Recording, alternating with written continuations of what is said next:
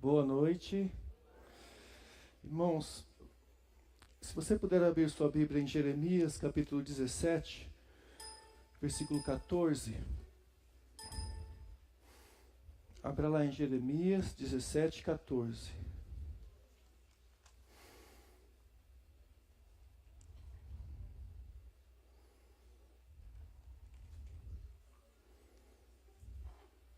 Enquanto os irmãos acham o texto, gostaria de lembrar que durante a semana a gente continua o nosso culto, né? O nosso culto ele não para. É claro que com congregação aqui nós temos esse momento, mas nós também temos outras reuniões onde nós reunimos para orar, para conversar, para aprender uns com os outros. Eu gostaria de convidar você que ainda não participa de uma coinonia a participar, incentivar você a participar. É muito importante no meio da semana estar se reunindo também e buscando a Deus em congregação, né? Então, uma palavra de incentivo aqui, tá? Ok, irmãos? Muito importante. Amém? Amém? Amém. É tão importante quanto, viu, irmãos? Então, que a gente continue se juntando, orando, se reunindo. Isso é vontade de Deus. Certamente é vontade de Deus para a nossa vida. Buscarmos isso. Jeremias 17, 14. Irmãos, se eu fizer alguma crítica com respeito ao louvor, não é daqui, tá bom? Eu não combinei com a Jussara, mas é um louvor muito abençoado. Deus tem falado muito ao nosso coração. Eu já estou falando isso porque quando a gente fala sobre motivação do nosso coração, as motivações elas podem ser, né, tão abrangentes que a gente não sabe aonde pode chegar, né, os erros que pode cometer um coração humano, tá?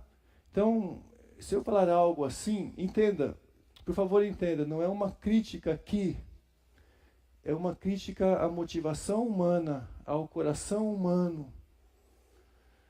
São erros que a gente deve evitar, ok? Amém? Amém. Vamos lá então, Jeremias 17, 14.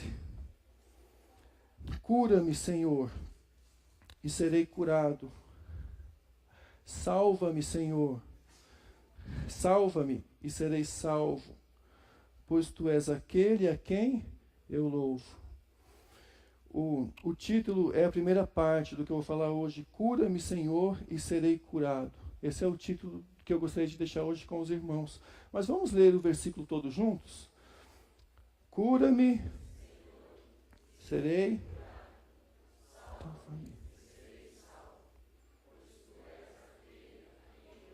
quem eu louvo. Vamos orar.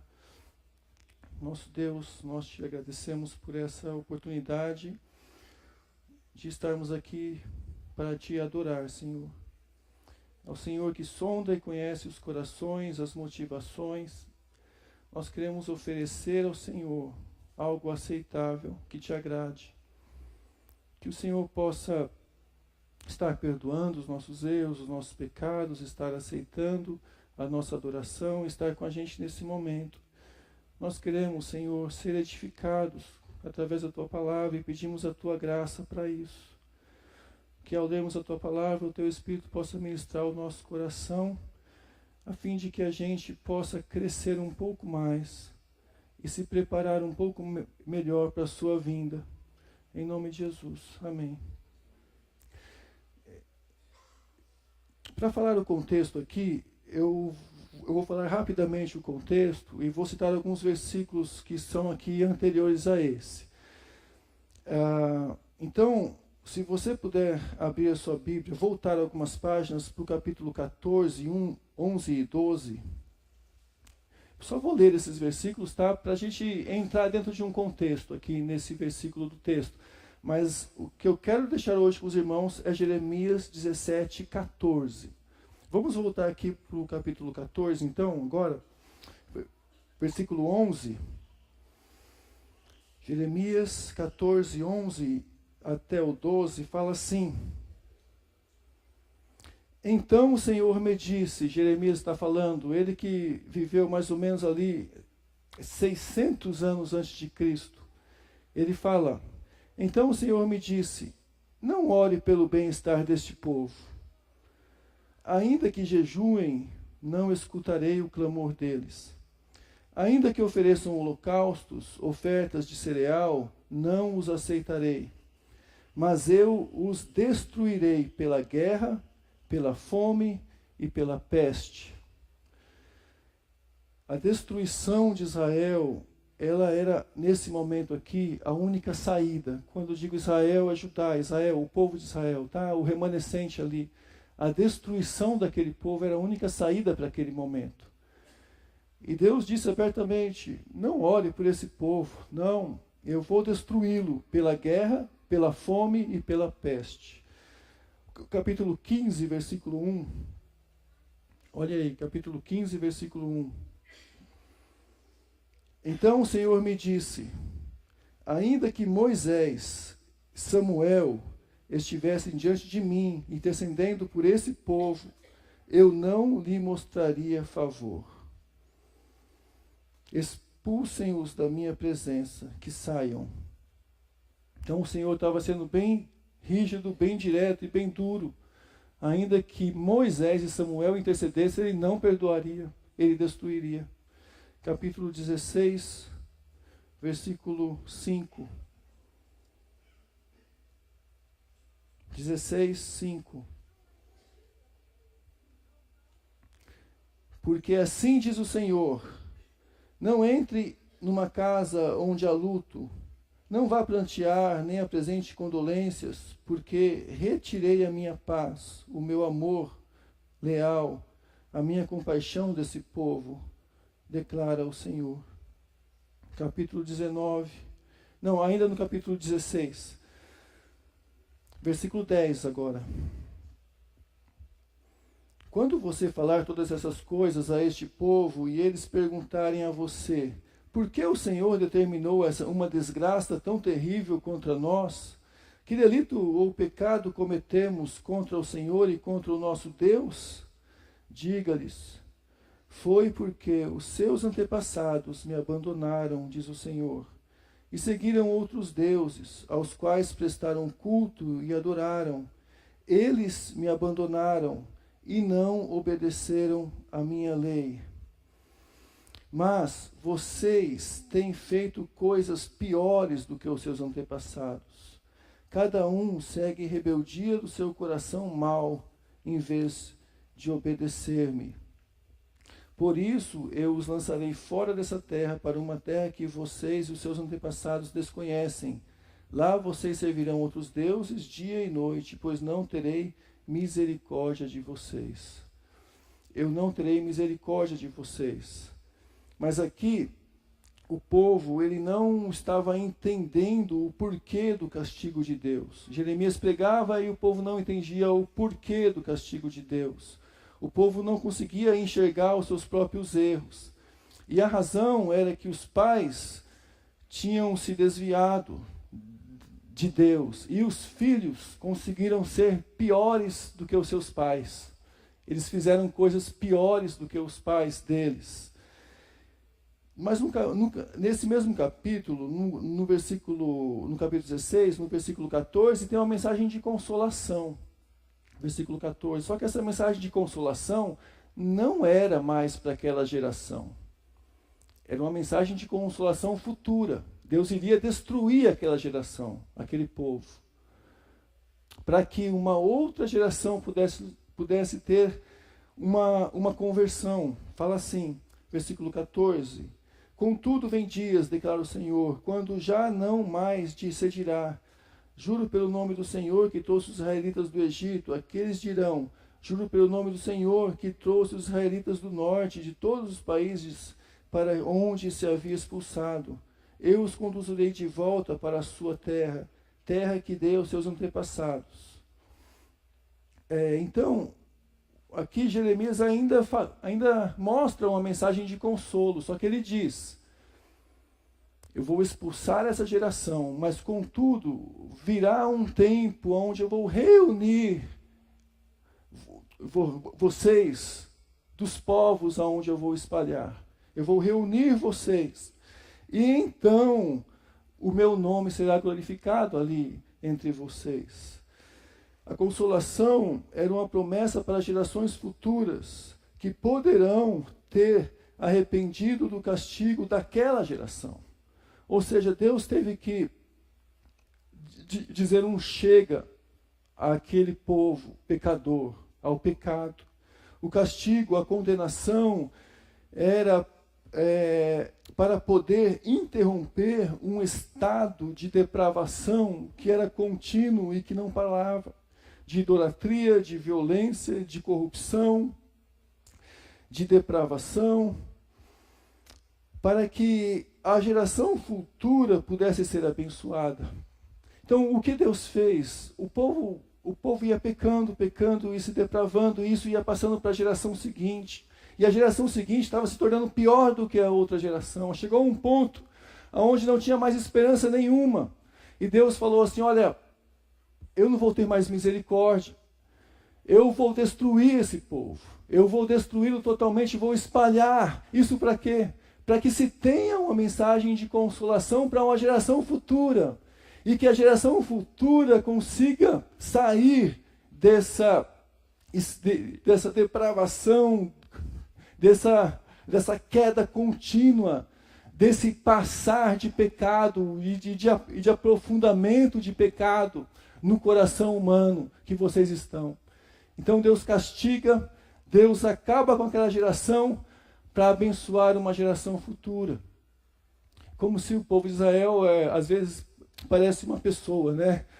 Uma pessoa que encontra um estado de pecado tal que não tem mais saída para aquele pecado, aonde vem um castigo para essa pessoa, para que outras pessoas possam ver e se arrepender pelo que Deus fez, para que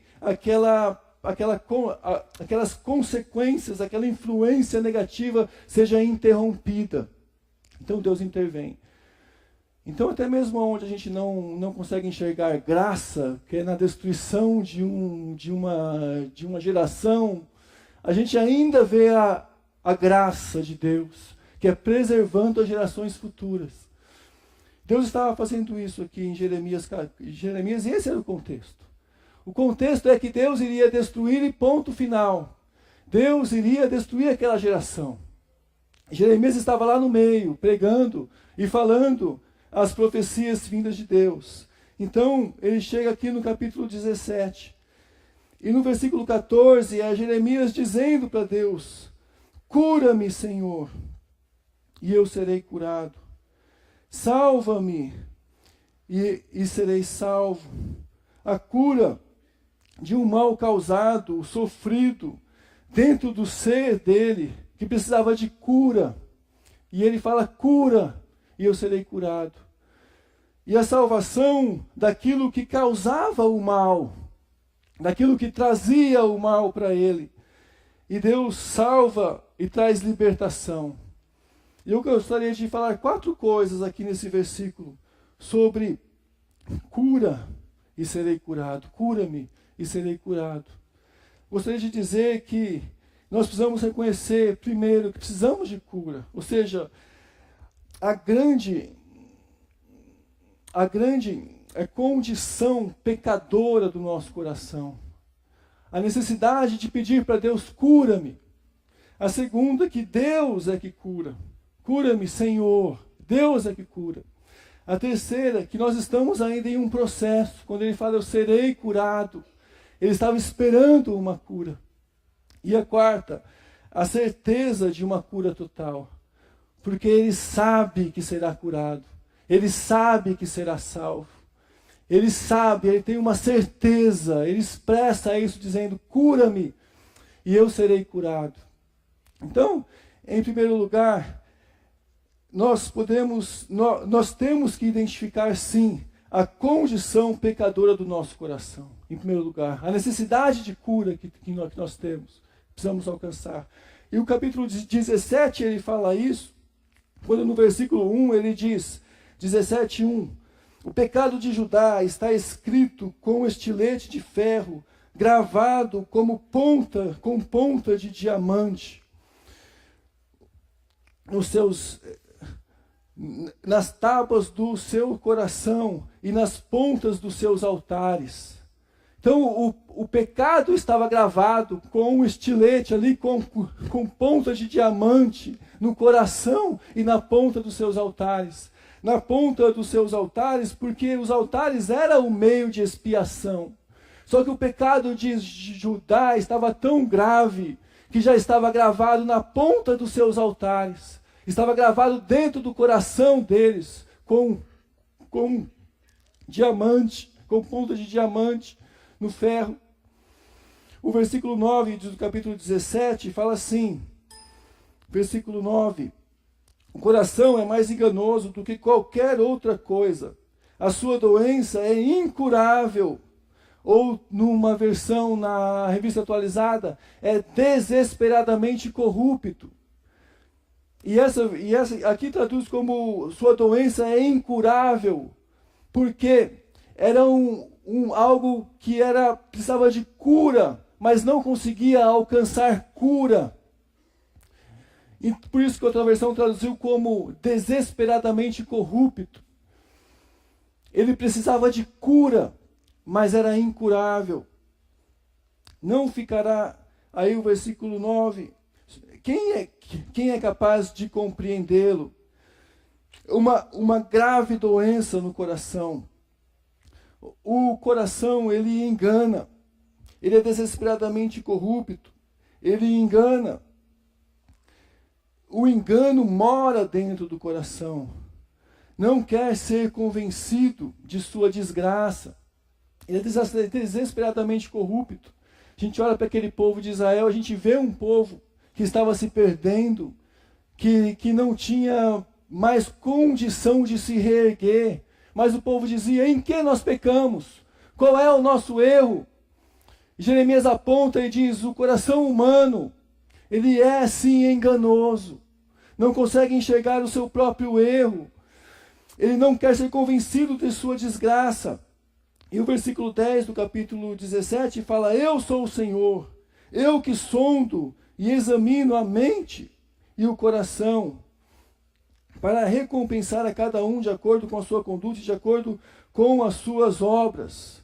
Deus, ele conhece o coração e dará a cada um a recompensa merecida. É Deus que sonda, é Deus que conhece o coração. Então, quando fala da grave condição do nosso coração, a gente precisa entender, irmãos.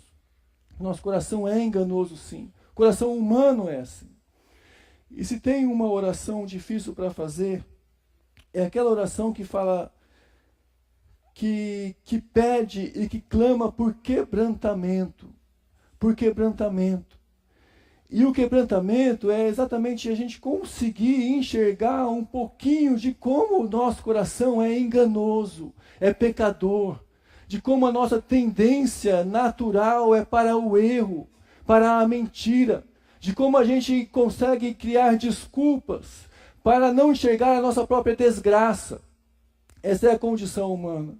E nessa oração por quebrantamento, ela tem vários pedidos nossos, vão começar por mostrar isso, que nossa primeira necessidade é dessa cura desse coração. É que Deus cure por dentro, como por exemplo, quando a gente ora por discernimento, quando a gente ora para Deus sondar o nosso coração, quando a gente ora e diz para Deus, Deus, eis-me aqui, quando a gente se dispõe diante de Deus, quando a gente ora para Deus pedindo mais graça, até pelo pedido de mais graça, Deus dá-me mais graça, vem antes disso um pedido de quebrantamento, para que a gente entenda a necessidade de se ter mais graça. E essa graça muitas vezes vai mostrar para a gente esse quebrantamento, vai nos levar a isso. Quando a gente simplesmente ora, Deus abençoa a minha vida. Quando a gente está orando, Deus abençoa a minha vida, nós estamos pedindo a Deus, Deus cura-me. Mas pedir por cura é pedir antes de tudo por quebrantamento. Para que Deus mostre a necessidade do nosso pecado. Quando a gente ora e pede, Deus livra-me do mal. Como Deus irá livrar-nos do mal, se não nos mostrar primeiro a condição pecadora do nosso coração? Qual é o pior mal que pode atingir o nosso coração? É ter um coração mau. Quando a gente ora, Deus, livra-me do mal, não é porque a gente quer dizer para Deus, Deus, eu quero viver uma vida boa. A gente está orando por quebrantamento. Está orando por cura interior. Quando a gente pede para Deus, Deus, guia-me. Tudo isso nós estamos sendo colocados de frente com a verdade, para enxergar uma triste realidade. E a triste realidade é que nós precisamos de cura primeiro. E nós precisamos enxergar que a nossa primeira necessidade é de cura. E ter coragem de dizer, Deus, quebranta o meu coração.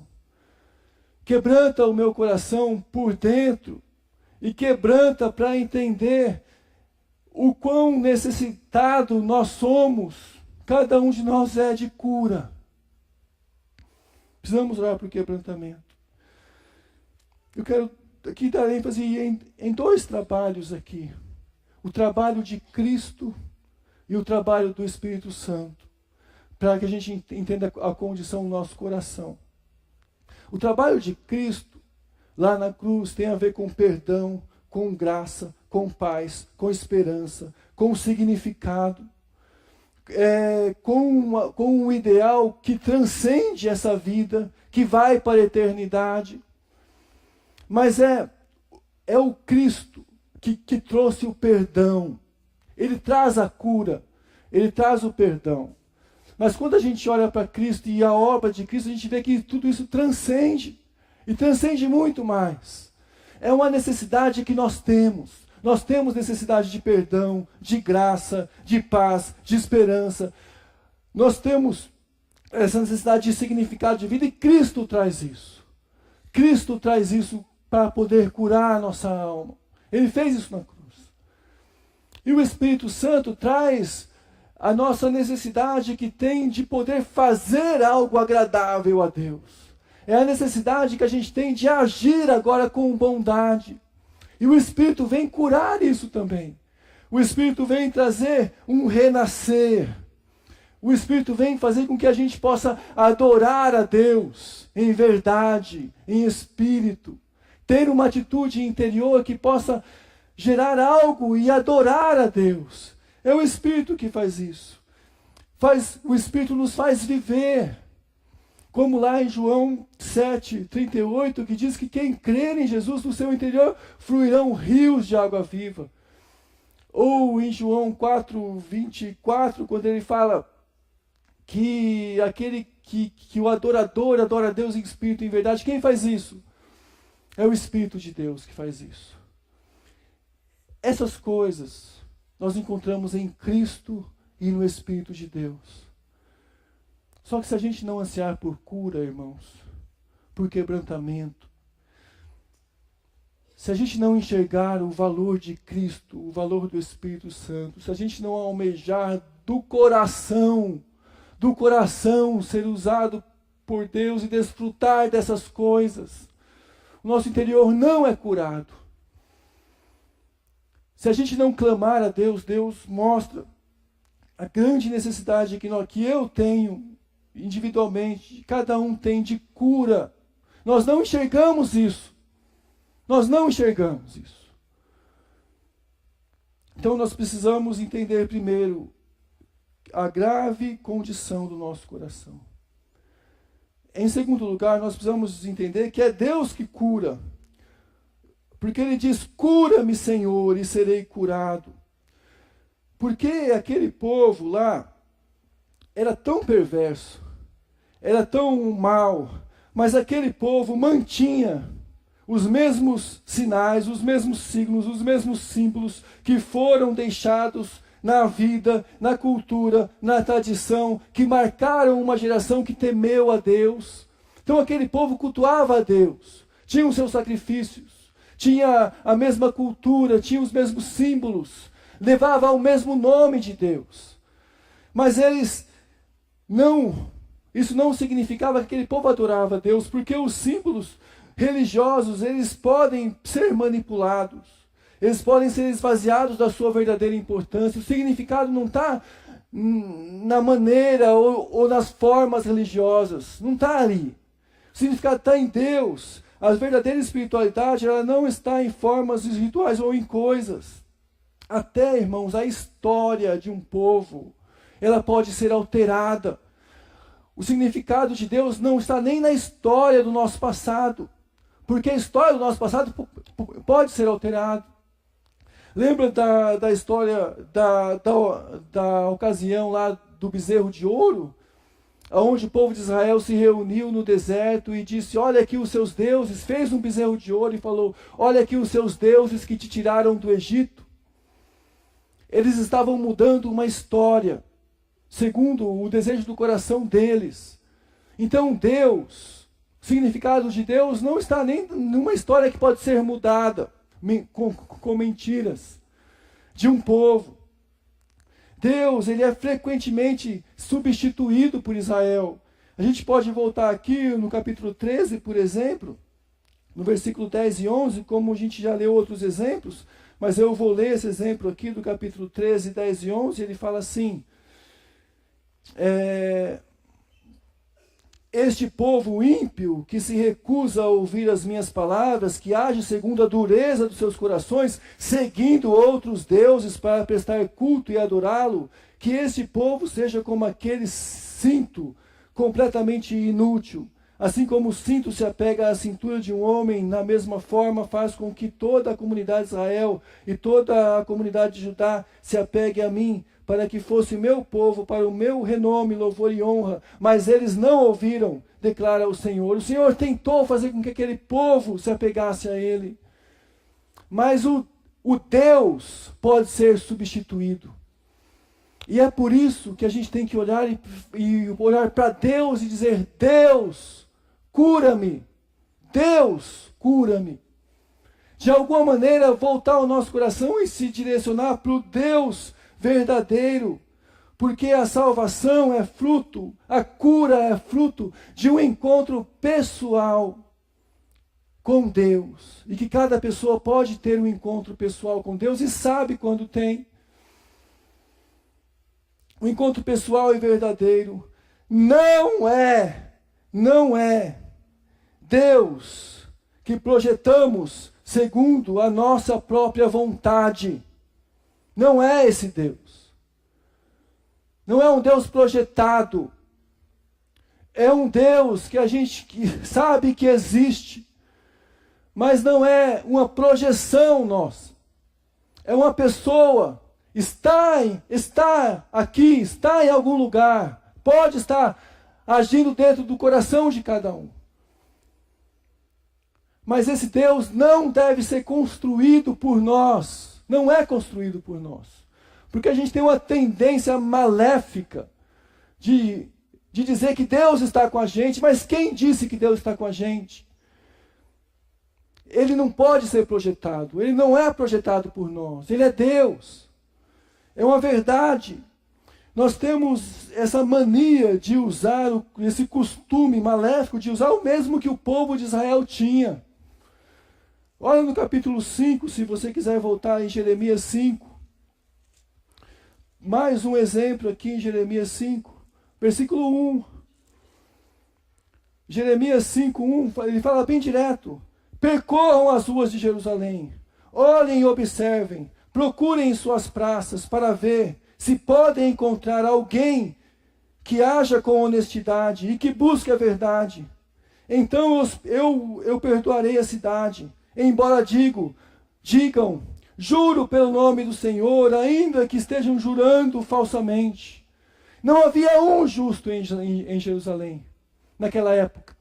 Não havia ninguém. Mas eles diziam, juro pelo nome do Senhor, juro pelo nome do Senhor, juro pelo nome do Senhor. Não é um Deus projetado. É preciso um encontro pessoal que marca a vida de cada um. Irmãos, eu já disse isso várias vezes, mas quero repetir outras vezes. Existe a nossa vontade e existe a vontade de Deus. São duas vontades. São duas vontades. É preciso deixar uma para conhecer a outra. Às vezes a gente não precisa deixar totalmente uma quando as duas casam. Mas, de modo geral, é preciso conhecer a outra vontade. Não está em nós, é uma vontade de uma pessoa, de Deus. Tem que ser buscada. Ela não vem de nós mesmos. Ela não é... Essa vontade é santa, agradável e perfeita. Ela é necessário destruir Jerusalém para que surgisse, ali era necessário destruir Jerusalém para que surgisse uma geração nova, que fosse uma geração que pudesse adorar. Isso diz muito para a gente. Preciso buscar a vontade de Deus. Aí eu faço uma pergunta para mim e para vocês. Eu já tive um encontro pessoal com Deus. Eu estou hoje procurando fazer a sua vontade, isso sem jargão religioso. Tira o jargão religioso. A pergunta é séria. O quanto a gente conhece da vontade de Deus? O quanto a gente pode dizer, Deus, eu estou hoje fazendo a sua vontade? Isso tem muito a ver.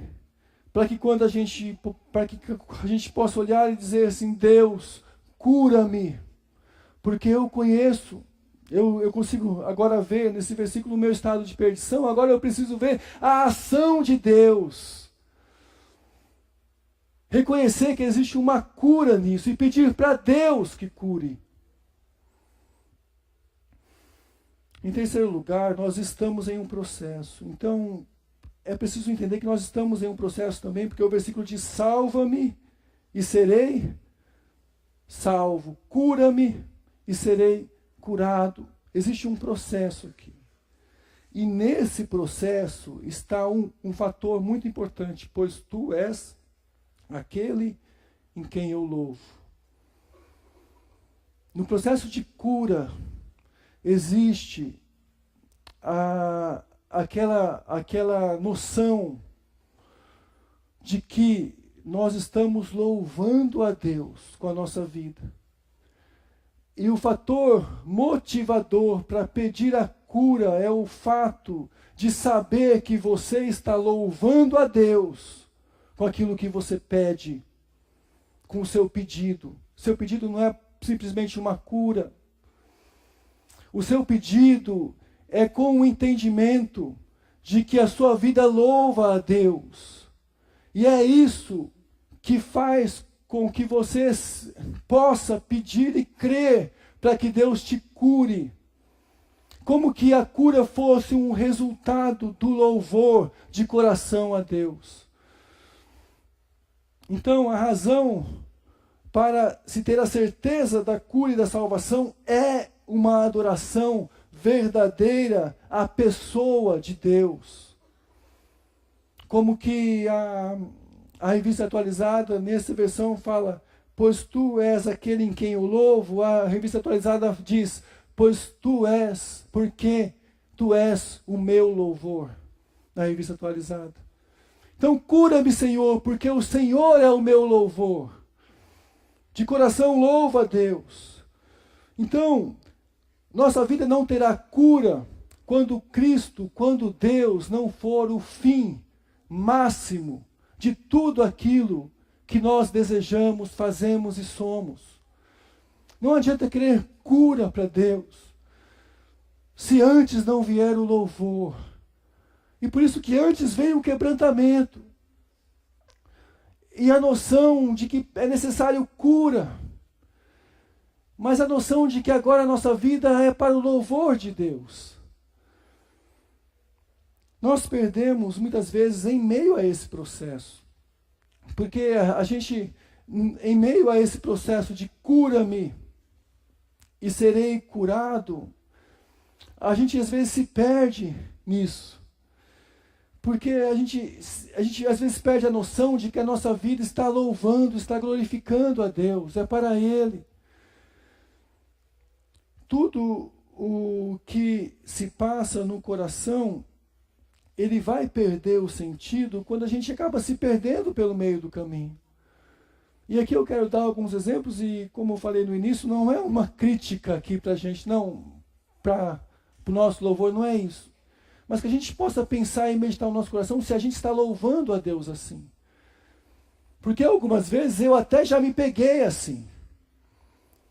Eu já me peguei, por exemplo, cantando a Deus e tentando procurar dizer, como eu falei algumas semanas atrás, Deus me ama, né? Deus me ama, me ama, me ama. E não estou falando de músicas que falam exatamente isso, mas a ideia de dizer, ó como Deus me ama, ó como Deus me ama, como Deus me ama, mas de repente perder a noção de que é a gratidão a Deus. E de repente eu estava procurando um valor em mim, dizendo Deus me ama, e tentando achar em mim algo, como uma importância em mim mesmo. Não é assim. Como o versículo de Gálatas 2:20 diz, já estou crucificado com Cristo e vivo não mais eu, mas Cristo vive em mim. A vida que agora vivo pela fé daquele que me amou e se entregou por mim. Eu vivo pela fé daquele que me amou, sim, me amou e se entregou por mim. Mas o versículo diz, já estou crucificado com Cristo. Eu entreguei minha vida, eu fui crucificado com Ele. A razão do meu louvor não sou eu mesmo. Como tem outras pessoas pessoas que podem adorar o fato de adorar. Não sei se você já se pegou com isso, com esse tipo de motivação. Eu adoro adorar. Ainda que a adoração seja voltada para Deus, a atitude do coração que é enganosa está aqui no culto adorando o fato de estar adorando. Como que um momento agradável a Deus, sem a noção de quebrantamento. Sem a noção de quebrantamento, mas simplesmente o fato de adorar a Deus. Irmãos, isso não traz cura. Você pode passar aqui adorando a Deus desse jeito, adorar o fato de adorar, horas e horas, não vai trazer cura para a sua alma. Não traz quebrantamento. Não traz cura. Porque você não está adorando com Deus com significado, simplesmente está usando um jargão religioso, agradável. Irmãos, precisamos de quebrantamento. E o quebrantamento tem que ser buscado. Ele tem que ser buscado de maneira contínua, sim, porque o coração é enganoso. Quando a gente vem aqui para a igreja, não é simplesmente para adorar ou passar um momento agradável. A gente está prestando culto a uma pessoa que é santa.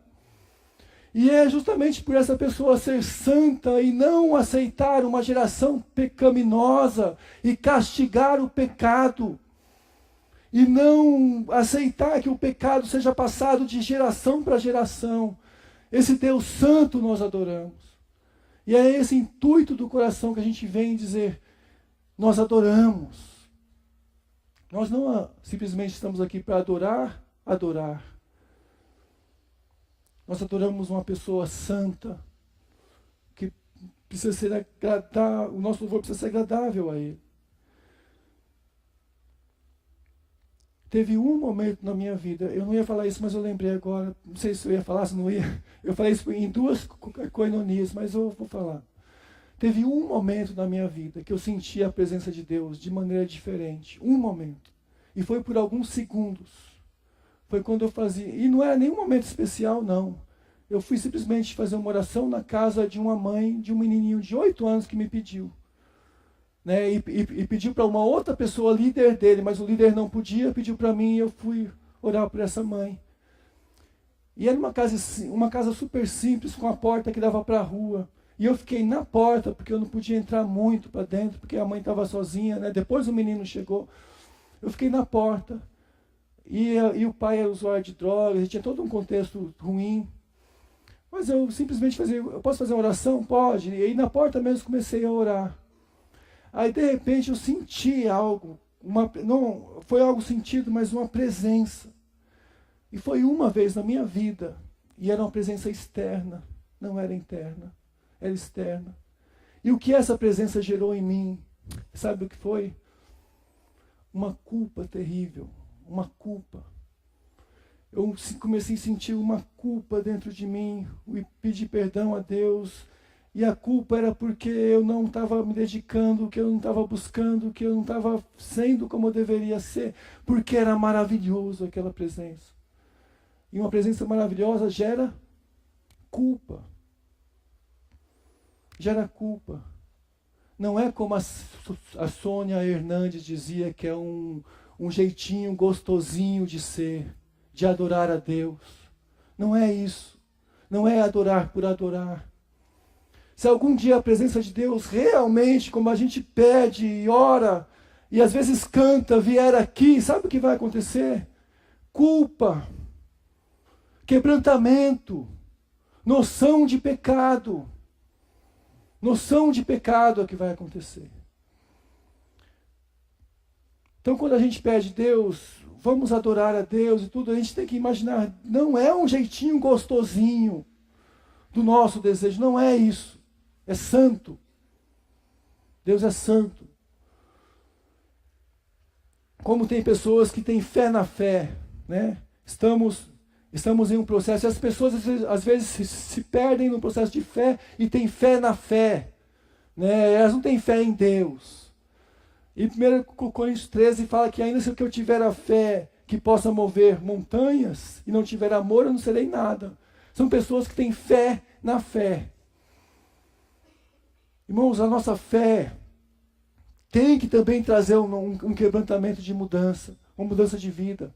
Fé em Deus, no agir dele, pessoal, na palavra dele. A adoração, ela pode seguir o nosso desejo. Ela pode. Mas a adoração verdadeira é aquela adoração que se torna a nossa vida. É diferente. A adoração verdadeira já não é um desejo mais. A adoração verdadeira a Deus, ela já se tornou a nossa vida. Porque o próprio desejo de adorar a Deus já é adoração. E esse desejo tem que agradar a Deus. E é Deus que sonda o coração. É Deus que vai sondar e ver se tem vida ou não dentro de nós, do nosso coração. É Deus que faz esse processo. Então, em terceiro lugar, estamos no processo ainda. Mas em quarto lugar e último, existe uma certeza de cura total. Ele fala, cura-me e serei curado. Cura-me, Senhor, e serei curado. Salva-me e serei salvo, pois Tu és aquele em quem eu louvo. Então existe uma certeza de cura total, plena, para sermos curados e salvos. Ele fala assim, cura-me, isso é ato de Deus, cura-me e serei curado, isso é fator final. Salva-me, isso é ação de Deus, e serei salvo, isso é fator final. Ou seja, o louvor, ele já é fruto de uma certeza absoluta. O coração de quem louva já está em um processo de cura. E ele sabe, tem a certeza absoluta de que será curado, plenamente curado um dia. Então, é uma certeza que ninguém tira da gente, de que um dia nós seremos plenamente curados. Então, durante o processo de restauração, nós já louvamos a Deus com a certeza de que nós seremos curados um dia. Quando a gente diz, cura-me, Senhor, e serei curado, é porque a gente reconhece a ação de Deus, já reconhece o processo que Deus está fazendo em nosso coração, e já reconhece que no final seremos curados. Eu gosto de um versículo de Apocalipse, quando fala lá que nós teremos uma pedrinha branca, Apocalipse 2,17, quando fala que vai ter uma pedrinha branca com o nome de cada um lá no céu. Um nome que ninguém sabe. Um nome que ninguém sabe. Somente aquele pessoa que recebeu a pedrinha sabe, e Deus. Sabe por quê? Porque cada pessoa vai ainda que, em meio a uma unidade gigantesca, aonde todos serão um e todos adorarão a Deus como um só, cada pessoa tem uma identidade, tem algo, tem uma cura que vai ser dada a Deus com gratidão e louvor lá no céu. Um agir do coração. Não sei até que ponto a gente vai lembrar das coisas lá no céu. Acho que também isso não interessa muito agora. Mas nós sabemos que cada pessoa tem uma cura dentro de si. E uma certeza de cura. E na individualidade de cada um, Deus é que sabe o que cada um passou, o que cada um sofreu. Deus é que sabe a oração e o pedido de cada um. E a cura que Ele gerou e fez. E o processo de cura que Ele fez. E o que nós fazemos nesse processo é: o Senhor é quem eu louvo. É o Senhor que eu louvo. E esse processo de cura a gente apenas dá para Deus. Apresenta a Deus. O processo de salvação nosso, a gente apresenta a Deus. É Deus quem cura. É Deus quem faz essa obra em nós. Não somos nós mesmos. Deus quem vai estabelecer esse poder em nós. O poder, qual o poder? O poder do agir do Espírito Santo. O poder vem dele. O poder vem dele. Nós apenas recebemos dele. Recebemos, como que aprendemos, nos alegramos e compartilhamos, né? Entregamos. Mas o poder vem dele. Eu gostaria de fazer uma oração. Mas eu queria te fazer essa oração junto com uma música que nós cantamos aqui. Como todas as músicas que nós cantamos hoje a Deus, rendem louvor a Deus, ao nome dEle e não a nós mesmos. Eu gostaria que nós orássemos agora, que você pudesse orar. E que pudesse pensar em seu coração, aonde eu preciso de cura. Irmãos, nós precisamos de cura. Nós precisamos de cura. Se Jeremias falou, cura-me e serei curado, é porque a vida dele estava entregue a um processo onde Deus estava agindo e curando as feridas, e levantando, e dando alegria permanente, respondendo às respostas do coração. Aí Jeremias dizia para Deus, pois tu és quem eu louvo. Essa era a razão da cura. Deus é o nosso louvor.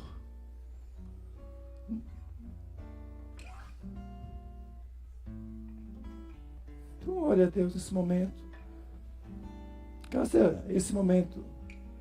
esse momento orando, enquanto os irmãos cantam o cântico. Ao único que é digno de receber a honra e a glória, a força e o poder, ao Rei eterno, imortal, invisível, mais real, a Ele ministramos o louvor. Ao único que é digno de receber a honra e a glória, a força e o poder, ao Rei eterno, imortal, invisível, mais real, a Ele ministramos o louvor.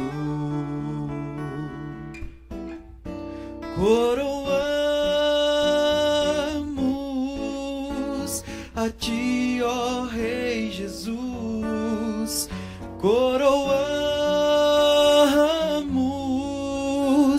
a Ti, ó Rei Jesus. Adoramos o Seu nome, nos rendemos aos Teus pés, consagramos todo nosso ser a Ti. Coroamos a Ti, ó Rei Jesus. Coroamos a Ti, ó Rei Jesus. Adoramos o Teu nome, nos rendemos aos Teus pés, consagramos todo nosso ser a Ti. Consagramos todo o nosso ser a Ti. Consagramos todo o nosso ser a Ti. Senhor, nosso Deus, nosso Pai, nós estamos com o nosso coração voltados a Ti, Deus, pedindo que o Senhor possa sondar o nosso coração, possa nos dar discernimento, possa nos abençoar com as Tuas bênçãos que cura a nossa alma, que restaura a nossa vida, que nos torna pessoas melhores, que nos faz renascer daquilo que realmente gera a vida. Ó Deus, que o Senhor possa nos dar graça e que possamos ser sinceros com a nossa adoração ao Senhor. Perdoa os nossos pecados, revigore a nossa alma, que o Senhor realmente seja o nosso Deus verdadeiro, que a Tua presença seja marcante em nossa vida, que a nossa vida agrade ao Senhor, que o Senhor nos abençoe e nos dê a Tua paz, a paz que está em Cristo, que o Senhor seja o nosso Deus. E que nosso pedido é que, se pessoas aqui ainda não entenderam o Evangelho, que essas pessoas possam se entregar a Ti, Senhor, possam entender de alguma forma, possam ser também igualmente abençoadas por Ti, como um dia o Senhor nos abençoou com a Tua salvação. Em nome de Jesus. Amém.